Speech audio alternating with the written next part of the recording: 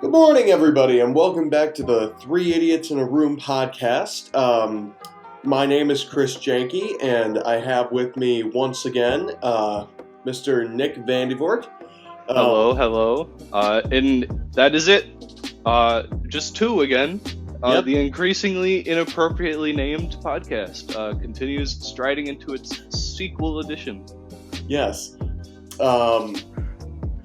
We really need to get more people on here. I've been trying to get.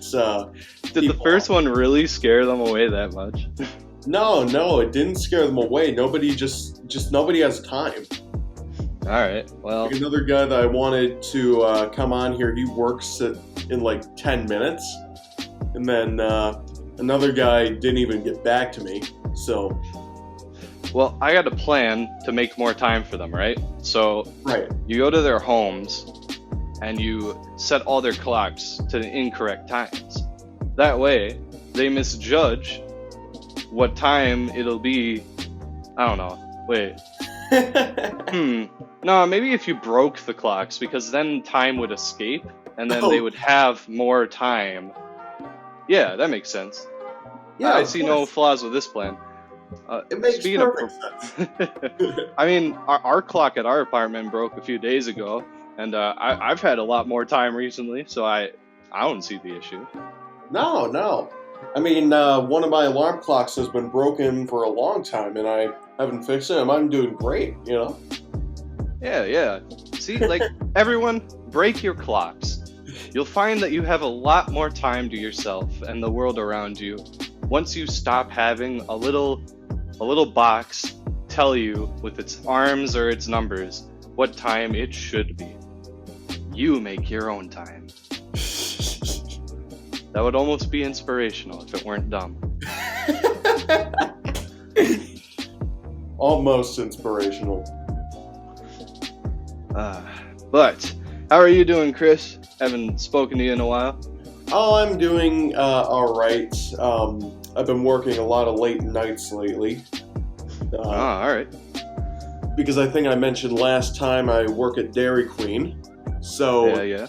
You know, we have a lot of stupid customers that come through the drive-thru every day and make our lives a lot more difficult than they should be.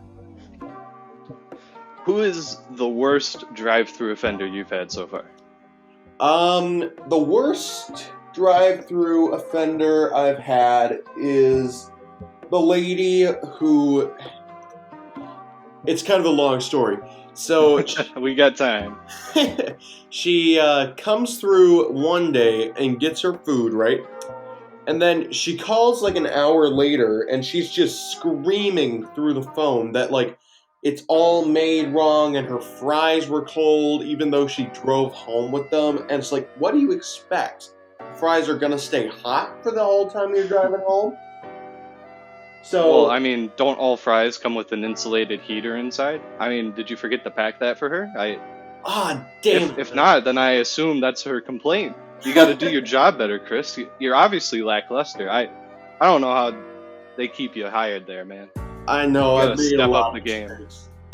Like I forgot to give the customary mini fridge with the ice cream last time. And I got a talking to about that one. But anyway, she calls back and she's screaming through the phone that everything's made wrong and she wants a refund and a, coupon for a free thing.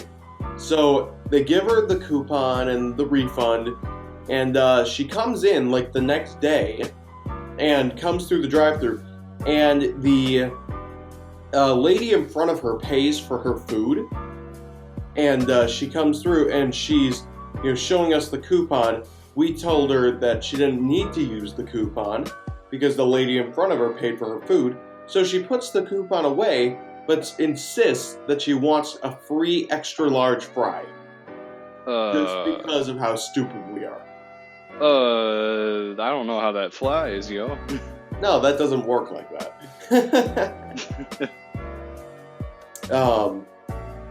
And then a close second would be the guy who yelled at us. This was before, the mask orders were in effect. Yeah.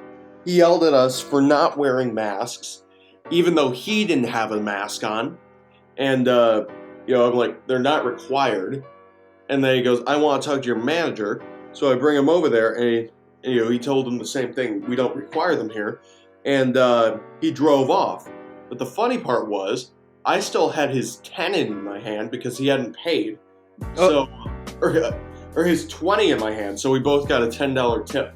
Do you think he realized it later? Or did he just not care enough to go back? I don't think he realized it. But I'm glad he didn't because I spent it like almost immediately. You heavy spender. Yes. Or quick spender. I don't know what the term is. I'm too dumb.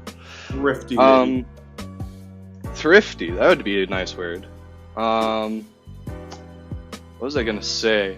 Oh, yeah. It's the tail end of summer. For you especially. So, how have you been spending the last few days? Or how do you intend to spend your last few days? Well, I'm working a lot. I'm probably going to be doing some more YouTube work. Alright. I'm going to get Classics by Candlelight back in swinging. For those of you who don't know what that is, that's on my other channel, Chris J Films. I'll link to it down below. But yeah, it's going to be fun to do that again. I've been really enjoying that when I have been doing it. I want to do some yeah, I was really missing it after, edition 167. And then, I thought it took a turn for the worse around, 205, but it really picked up again around 339. So I'd like to, see you pick it up again. What is it now? 850? 852? Somewhere around there? Like 1,059. Oh, yeah. Yeah. Gotcha. For reference, See, I have a lot of I them. haven't kept track in it in a while, but huge fan of classical music in candlelight. Yes. Speaking of YouTube stuff, I don't know if you know this, but a few years ago I was actually in a Nostalgia Critic episode. Wait, how so? He was having like this contest on an app that was sponsoring his videos. Okay. Where you could like film your reaction and then send it in. So I filmed a reaction to the Muppet Family Christmas special, and I sent it into him, and it was on the next week's episode. Sweet deal, man. Yeah, it was kind of interesting because for about a week or two, people were going, "Hey, he was in the Nostalgia Critic episode." He's internet famous. Wow. And then I think the Logan Paul Suicide Forest thing happened, and everybody forgot about it.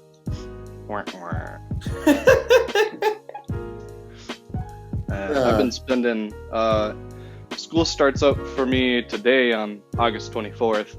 I don't know when you're uploading this. It might be tomorrow, but just to clarify, today is August 24th, and school is starting for me, and I got all but one of my classes online. And even the class that meets in person, the professor set it up so that only half the class goes in. Oh my god, a bird just flew into my window. Oh. Okay, they're fine. Never mind. False alarm. They're good. Okay, what was I saying? About half. Oh, yeah.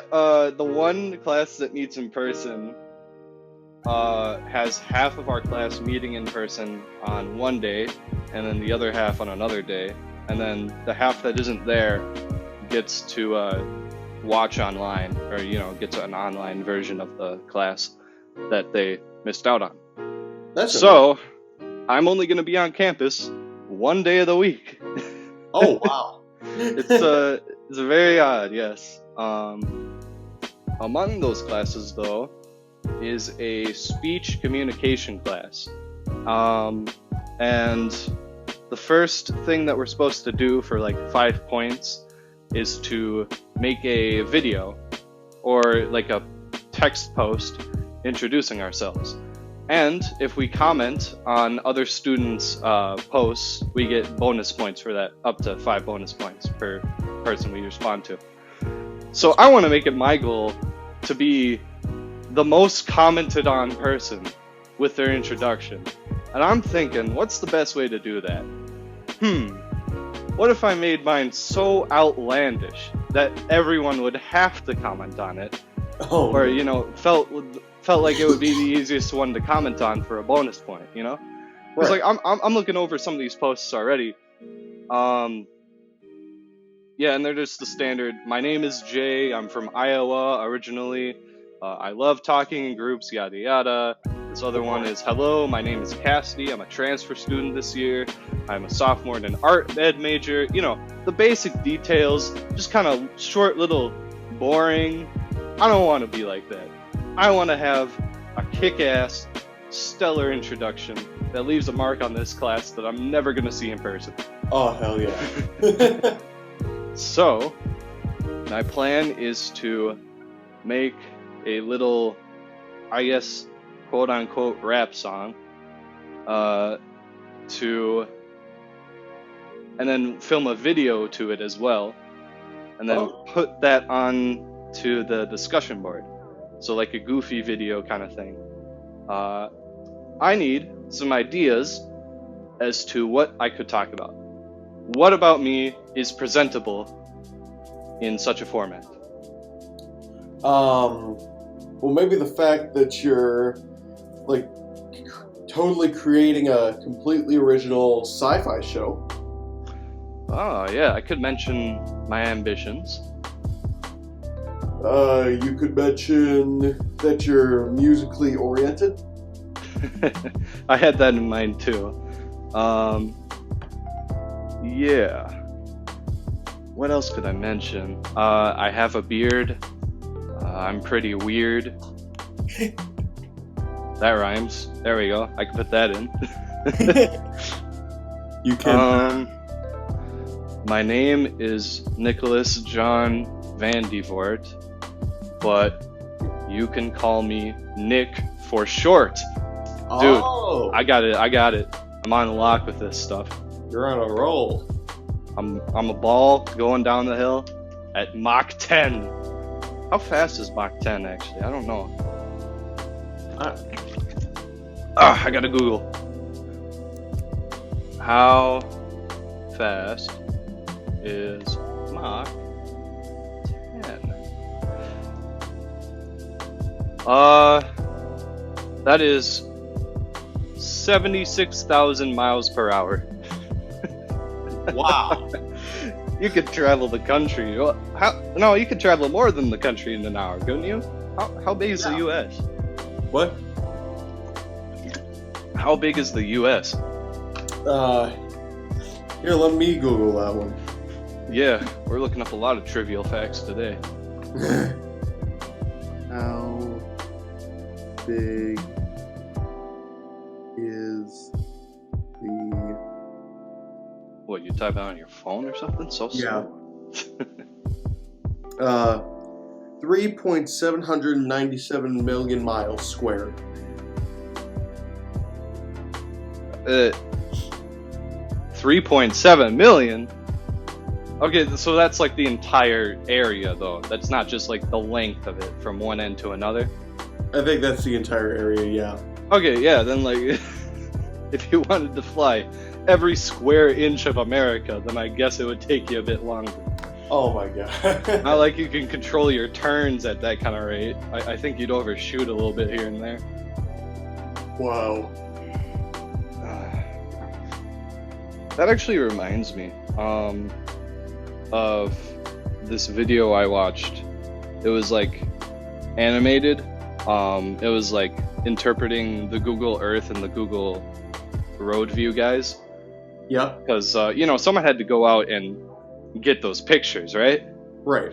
So in the first video, it's these two guys that are just hired from Google, and they have to drive around all the streets in the world taking pictures, and they're annoying each other. They're not the best of company, and they run into some shady stuff. It's a nice little short thing. Cool. And then in the sequel, they're sent in a hot air balloon to take pictures of every square inch of the world. Wow.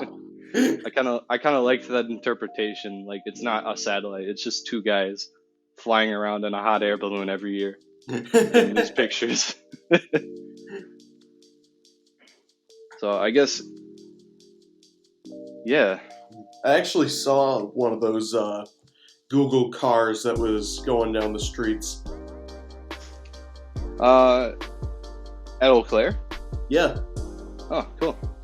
And I think I got into one of the pictures, but I haven't been able to find it. Well, what street were you on? State. State Street. All right. We're gonna spend the next half hour looking for this guy. While he's looking that up, I have a funny little prank you can pull on your friends. And it was showed to me by my manager at work, out of all people. So, you start out by asking them, what's the capital of Thailand? And they make guesses and stuff, and every one of them is wrong, and then when they finally give up, you say Bangkok, and then bang their cock.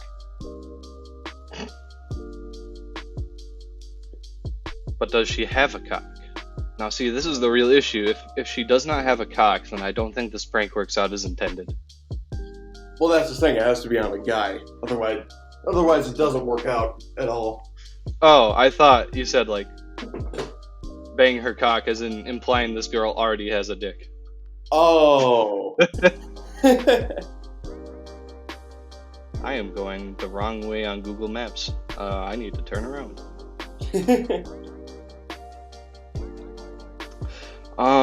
So recently, last week, I wanted to. Okay, let me back up. So I live with two other roommates, right? Right. Zach and Max. Max only just came back, like a week ago, I think. It was, what was it? Not last Friday, but you know, the 14th. He came back, and as soon as he was back, a few days later, I decided to go up to my family's cabin, because my family, once every year, they spend a week up at the cabin and invite family friends and other family members up there to hang out with them. They visit the cabin at other times, but like they spend an entire week up there to, you know, kind of get into the solidarity and the mood of things, but whatever. So we went up there, and it was a pretty fun time. I'm trying to remember what all we did. What were the highlights? I think Friday, on Tuesday we just arrived there. Wednesday we biked on the large trail up there called the Masabi Trail. Beautiful place. Thursday we went to a casino. Oh. And I think the casino is the biggest highlight of the whole thing, because we went there. Zach insisted that we start on the slots, because apparently so Zach is the only one who has been to a casino before, and he's only gone like twice before this. Max and I are there for our first time, so we're just kind of following Zach's lead at first. He takes us to the slot machines. We lose all of the $10 that we put in there. We all declare it stupid, and there's a blackjack table over there. And the night before, my dad had taught blackjack to Zach and Max and reminded me of the mechanics of it, so that we could go in there prepared. So anyways, I step up to a table first, and Zach and Max hang back and are like, moral support, we'll let you take this. There's an older man sitting to my right, and there's the dealer in front of me. The buy-in is $15, and I almost lose all my money right away. But I throw in another bet, and like, I only have $15 after that. So it's like, if I lose this hand, I lose all my money from this trip. I just lost $40.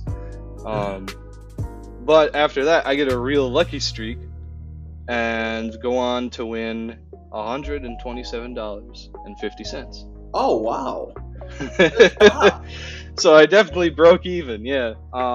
Taking out the $40 that I put in there to begin with, I profited $87 that night. Nice. I didn't get to keep a lick of it though, because I owed Max gas money, which was $15, and then I owed Zach money for the utilities bill last month, which was literally the rest of my money. So it all went to debt. Yeah. Max. That's why you don't gamble. Yeah, so Max got out with like $6 more than he came in with, and Zach busted all of his money after a few poor plays and listening to the dealer, which is never a wise decision. You should make your own calls, unless you tell the dealer that you're new or whatever. They can mislead you pretty easily. So we get out and we go to get ice cream afterwards at this place called the Y Store, because the ice cream there is pretty good. We're driving back, eating ice cream, talking about the casino and all that. Max is driving and he's very distracted. Okay. And apparently, he's going 60 in a 40. Oh my. And a cop car just so happened to be sitting there that day. Oh. And he pulls us over. So Max's $6 that he earned in profit turned into a speeding ticket. Oh my god. So at the end of the night, Max was the biggest loser, even though he actually was the only other one to win money at the casino that night. Wow. So I'd say it was a very successful trip to the casino. And it was like his first speeding ticket too. He was super pissed about it afterwards. He's still pissed about it right now. I could probably go and bug him about it, and then he'd, tell me to give off or whatever. Jeez. Did they listen to the first podcast? No, I didn't link into them. I don't know if they would be interested in listening. Maybe they would be. Either way, I'll let them know. Yes. Yes. Okay. So that was my vacation, the gist of it at least. Nice. Came back the next day, and then just kind of chilled out for the weekend. That's pretty cool. Yeah. I was gonna say that, crap, now I lost it. Well, let me help you find it. Did you check under the couch? Not yet, but I mean, I checked in the kitchen and the dining room. I've looked all over the office here. How about, have you looked behind your ear? Behind my ear? Yeah, I usually get things stuck behind my ear all the time. Knives, pennies, blowtorch, a few condoms. My water bottle once got stuck back there. I don't know how. I've also lost my headphones on my head, so that's a fun time as well. I read this text post about the guy who was asking the other guy where his phone was. So he's like, "Where's my phone, dude?" And he goes, "I'll call it." And wait a minute.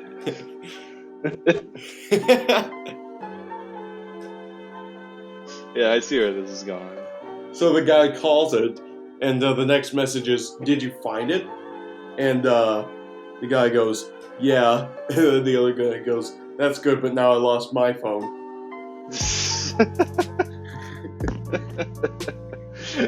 I like to think he was just playing so hard. Like, you're such a goddamn idiot, but not saying it that way.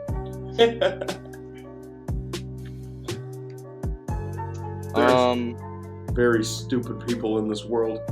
So I'm looking down State Street. The most recent photo I found so far is August 2019. I think it was taken in October. Okay, then I'm gonna keep looking. Okay. Apparently, that's not what's cooking. Um, while you're looking for that, I was going to mention Shit, I went too far. this album that I just learned about recently. It actually sounds really interesting. It's called Everywhere at the End of Time. It's by a guy called The Caretaker. Okay. I don't know if you've heard of it. Nope. But basically, it's supposed to simulate dementia and like a dementia patient going through the slow decline in 6.5 hours. Damn, okay. That sounds like quite a trip. Yeah, it really is. Because like the first section starts out with slow ballroom music and things like that. Because it's simulating like where you still have a firm grasp on reality, but things are starting to slide a little bit. Then the second section is where you're starting to give into it, but you're still denying it. The third section is where you really realize that something's wrong with the person, and they're not going to be able to remember much anymore. The fourth section is, where they're really slipping away. The sounds aren't really coherent anymore. You can't make out too much of what's going on. Fifth section is, basically where they are dead, but not, really dead. And then the sixth section is the last, moments of a person's life. 6.5 hours. Yep. I suppose you're supposed to sit down and take it all in one sitting. Yeah. It's supposed to be more of an experience than an album. Yeah, that sounds like something you gotta set aside a day for. 6.5 album to go down a mental decline. That sounds like... It sounds cool, but I don't know if I'd plan away a third of my day, a half to a third of my day, to listen to an album like that. I actually talked to one of my friends. He says that he wants to listen to it while he's taking acid. I guess that's as good a time as any. Not like you're doing a whole lot for that one. Yeah, I guess it could coincide well. Yeah, I figured that, drugs would be good for something like that. Kind of like they're good for something like 2001: A Space Odyssey with that Stargate sequence. Yeah. Because I wish I was on drugs during that sequence, because it was just so boring to sit there and watch that.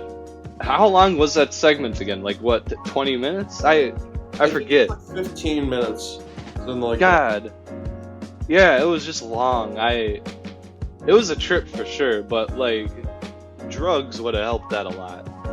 Did you really like that movie that much? I didn't like it for entertainment value, but cinematically, I definitely enjoyed that film. And I think that's how you're supposed to enjoy Space Odyssey.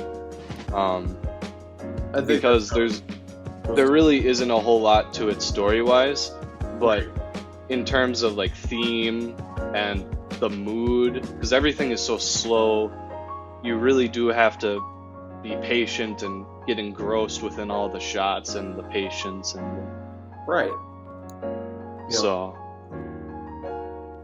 Kubrick really had an eye for the things that might seem mundane but are actually painting a bigger picture. Yeah, I especially liked how the slow pace was, I guess, a nice expectation, or, well, it set the bar for a lot of other scenes, and helped enhance those later scenes when they are going up against Hal. Oh, yeah. Especially when they were destroying Hal, and it's just so slow, and it's slowly going down. I don't know, I like that a lot. And when he's singing, Daisy. Yeah. Yeah, there are some really great scenes in that movie. Have you watched any of the other Kubrick movies since that? Have not yet. Quite honestly, I haven't watched a whole lot of movies lately. So, Oh, same issue as it was last time. But I do have 2 film classes now, that's good. which means I'm gonna be required to watch films again. Good. So that's always a plus. Here's a film that you might like, and I'm just going to throw this out there for everyone else. It's called Brazil. Brazil. Yes. Surprisingly, it doesn't have anything to do with Brazil. Alright. Brazil film. Okay. It's directed Fantasy, by sci-fi. Terry Gilliam. Yeah, I see. Is this it? Yeah. Yeah. Okay. It's like a dystopian future movie. Yeah, I'm definitely getting that vibes from just looking at some of these images. What is this about? She's stretching her face out. What the hell? There are a lot of weird things in it, that's for sure. Is this a French film? No, it's American. Okay. Huh. Yeah, I definitely am gonna give this a watch at some point. Good. It gets a little boring around the middle, but just stick with it, because the payoff is really good. With any film, you do. Yeah. Any film, you stick with it to the end. You gotta see how it ends before you can judge it fully. Yep. There's you've probably seen it, La La Land. Yes. That's one of my favorite movies. But when we watched it as a family, my mom was judging it like in the middle. Like this is the worst Okay. I've ever seen. I don't like this. We gotta turn it off. And like we're watching it. We're in the middle of it. We don't know how it's gonna end. Yeah, stick through and judge it for the quality at the end of it, Right. But she just had that, inhibition to liking it in the middle of the movie. So now it's one of her least favorite movies ever. I went to watch a movie called Midsummer, if you know that title. Yeah, it was not necessarily. It's classified as horror, but I definitely wouldn't call it a horror movie. It was. It's hard to explain, but there was definitely some scenes that were very visually shocking. It's a very there are some very, I guess, traumatizing moments in that film. But there were an older couple that were watching the movie with me, and they left midway through. I guess I don't blame them on that account, because I guess they wouldn't expect all that movie had to offer, but still, waiting to judge it till the end and all that. Right. Like, you paid for the movie ticket, you might as well sit down and keep going. Exactly. And I bet they went to the front to ask for a refund. Just their attitudes when they were leaving, I guess I'm not surprised if they would have done that. We get a lot of Karens at work, actually.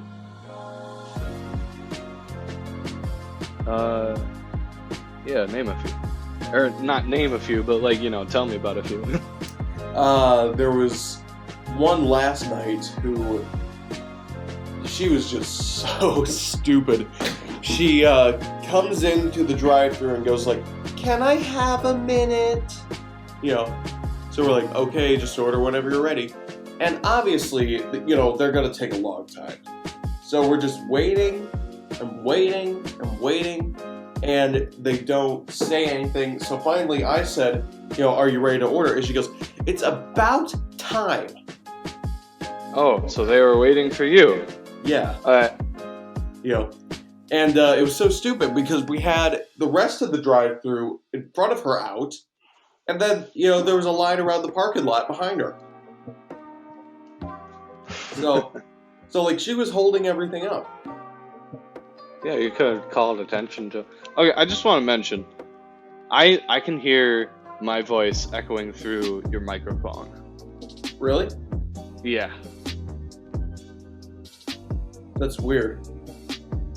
It is weird. What kind of microphone are you using?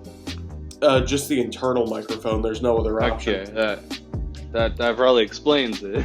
If your audio is playing out of your speakers, then it's just gonna, yeah, like I can hear myself, and I'm seeing the audio mumbles. Like if you look at the audio recording, whatever, you can see the little, yeah. So it definitely is picking up. I don't know. Maybe next time you wanna invest in a cheap mic, or maybe get headphones on. That's the stupid thing. I do have a microphone, like, right next to me. And it's plugged in. 2 idiots in a room, everybody. We can fix the issue, but we choose not to, because we're just that dumb. But yeah, I have it plugged in, and it didn't give me the option to do anything with it. I was just like, oh, cool, microphone. Anything else you want today? Back to Karen's. There was one a few weeks ago that really made me mad. It made all of us mad, actually, because he's sitting there and he did the same thing at the drive-thru ordering box, where, you know, he goes like, I want a minute, and then he sits there for like 15 minutes, and we're trying to like talk to him and stuff, and he's just not answering. So finally, like after 15 minutes or so, he just says, okay, I'm ready to order. And we're like, what do you want? And we were ready for him to order like half the menu. And he goes, vanilla cone, and drives off. So he spends like 15 minutes at the ordering section and then gets a cone. Like, what the heck?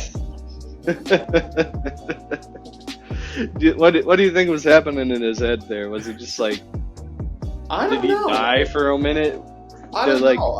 I looked at. Did he have a conversation with God about what he should order? Like, I looked at the guy and he looked pretty normal, you know. But like we had a freaking line around the drive-thru. I feel like that would be okay. Going back to the speaking to God though, I feel like that would be a pretty big flex if like no matter where you go, you ask God what you should order. Like you literally just like, okay, I need a minute before I can order. And every time you spend 10 minutes just having a really hot debate with God himself about what your meal should be. And I like imagining for that Dairy Queen one, it was super debated, like, oh, but man, I really need the chicken nugs, man. And then God's like, nah, if you do that, your heartburn is gonna increase, dude. So, like, you know, at the end, they just settle with a vanilla cone. And the dude is just, like, so done with his conversation with God at that point that he's just like, vanilla cone, drive. Jeez. I like to imagine that was the real scene. Do you get Karens at your workplace? None that I've met, I guess.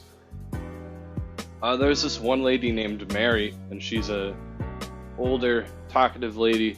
I'm pretty sure she lives alone because she's held me up on phones twice before. Not in like a bad way. She just keeps, you know, talking about herself and asking about me. And honestly, I found it amusing and a nice break away from work.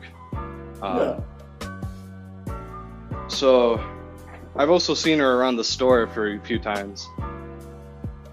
She definitely looks like she could be a Karen, but I haven't seen her enter that mode. At least she just, you know, wants to talk it. So I don't know. Probably getting lucky, if I'm being honest with you.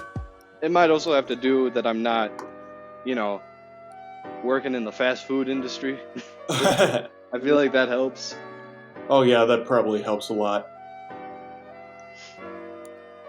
Yeah, this is why you never work in fast food, man. The treatment of you from your boss and your customers is usually, from what I've heard, not the best. So I've always avoided it. My sis worked at McDonald's for a few years, and yeah, she definitely didn't like that job too much. I tried to warn her against it, but Well, I mean, who would? It's McDonald's. oh, fair. Yeah. That's like, you know, either your first job or your last job. Oh my god. Well, I mean, it's true. Very true. Yeah, it is. We have this guy in kitchen. His name's Kevin. You know, and Yep. every night he spends like a long time cleaning kitchen because he wants it to be ready for the next person in the morning. You know, and everybody loves Kevin. And then there's this other guy named Mark,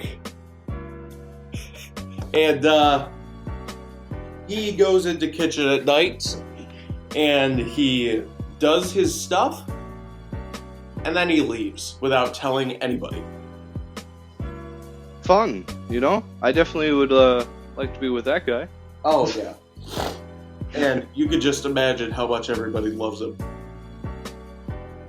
Like, just leaves unannounced every time. Yep. And it doesn't matter what time of the day or whatever, he just leaves. No, he always leaves after his shift, but he just doesn't tell anybody. Okay, well then, I guess at that point, you just have a predictable, like, time of when he's gonna leave, you know? Yeah. Just memorize his shift schedule as well. He usually tries to get all of his stuff done, like, right as we close, so he can just, you know, like, I'm out. Yeah. Yeah. Oh, one of our managers locked his keys in the office last week. Really? Yeah, and there were no other managers there to open it up, so we had to wait until like 1:30 in the morning for the other manager to get there. Update on the State Street. I have not been able to find you. I'm not seeing any photos that were registered under October. The closest is still just August 2019.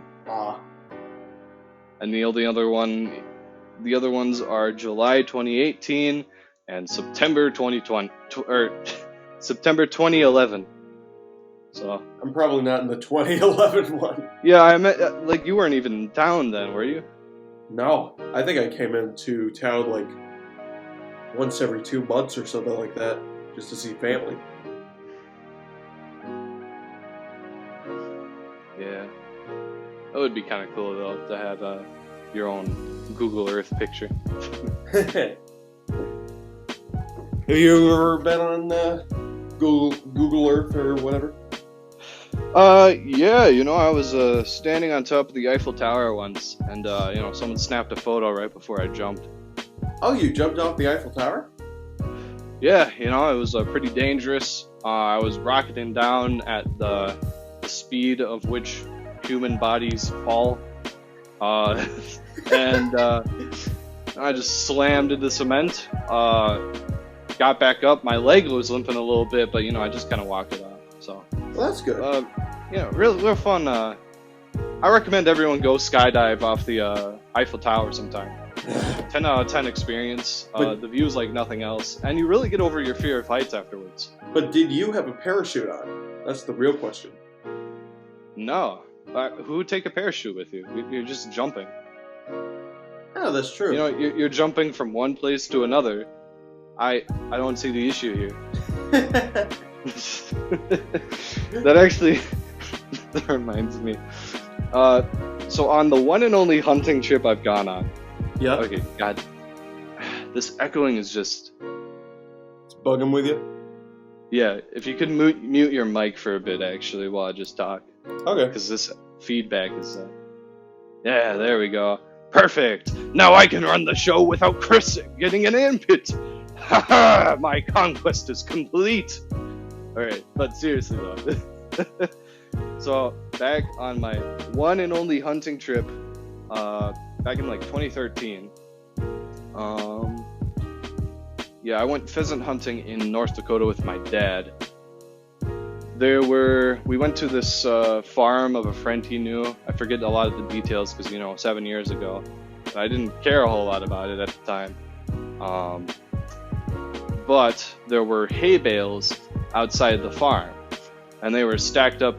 Some were like just one, and then there were stacks of two, and the largest one was a stack of three. So I would climb up onto these really big, and these hay bales, they're bigger than you think they are. Like 13-year-old me, it took a little bit to climb up them. So I was jumping from hay bale stack to hay bale stack. And I was having a lot of fun with this because, adventurous little child who hadn't been adventuring a whole lot before then, just jumping on hay bales. At one point, there's this really large gap from a 3-stack hay bale to a 1 hay bale. And I'm like, this is a large jump. I don't know if I can make this, but I back up and I said something along the lines of like, I don't know, Danger Dave goes and makes his award-winning jump or something to that effect. Like I was hyping myself up as this big danger stunt guy or whatever. I make the jump and I break my right ankle. I impact it right on my ankle and I sprain it. I don't break it. I sprained my ankle real bad. And we're out in North Dakota. And if you don't know anything about North Dakota, well, let me tell you, there ain't a whole lot out there once you get into the rural stuff. Like, it takes hours to drive to the nearest clinic. So my dad comes out later, sees that I'm walking with a heavy limp, and we make like a makeshift little, what do you call it? Fucking brace. We make a makeshift brace. And this is the first evening of pheasant hunting. We haven't even gone out and shot pheasants yet. And a big thing with pheasants is that there are people that stand at the end of the field and shoot the birds that fly out. And there are people that walk through the field to disturb the birds and shoot them before they can get too far. I could not walk, so I could not do either of these tasks very successfully. Needless to say, it was a pretty horrid hunting trip. I have never gone hunting since. Wow. That's my story. I have not been hunting, but I have shot guns before. What kind? Like, I was gonna say AK-47s, but no. AK-74Us, I actually where it's at. But they were just like standard hunting rifles. I don't know too much about guns. I only know about guns from Call of Duty games, gonna be honest with you. I did do a bit of research on them recently, because I was interested in going to a shooting range at some point. But yeah, I don't know if I'm ever gonna get too into guns. I figure, someday if I had to, I probably would. Like, if there was like a nuclear holocaust or something, and it forced us to find our own food and kill, animals so we could eat. See, now the trouble with waiting until the apocalypse hits is that everyone who knows how to use guns and would probably teach you how are gonna be the ones holding the guns and stealing your shit. So I don't know if you want to leave it to like the 11th hour of your life to learn how to use guns. You might want to learn a little bit beforehand. Well, I know how to use one. When's the last time you shot one? Last November. Oh, cool. So actually pretty recent. Yeah. Definitely more recent than me.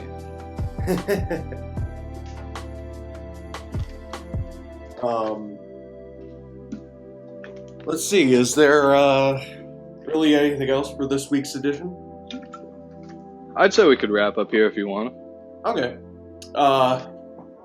Yeah, I guess we can. So that was the Three Idiots in a Room podcast. Join us again whenever we feel like it to talk about whatever we feel like. As you've probably guessed at this point, there's no real structure to any of this. So yeah, that's about it. I have been Chris Jahnke, and he has been... First, last, Nameson. Yes. And this has been Three Idiots in a Room. And remember to go suck little doggies.